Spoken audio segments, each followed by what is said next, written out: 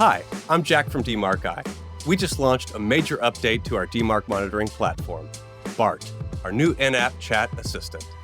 Ask him about your DMARC data in plain language, and he answers with real numbers from your own reports, as well as domain-specific guidance. You can find him in two places: a mini chat in the bottom right corner of every screen, and a full AI chat view where every conversation lives.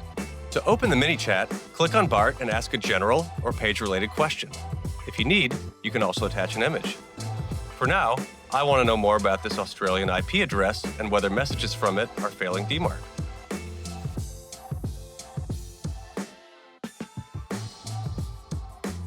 Okay, it is indeed failing, so I'm going to email this response to my DNS admin.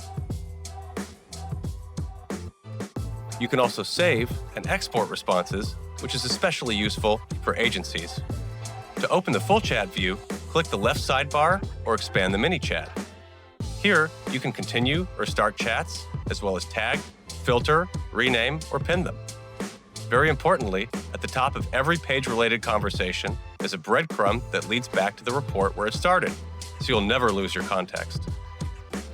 Bart is available in all paid DMARCeye accounts as well as in trial accounts, so log in or sign up to try them out.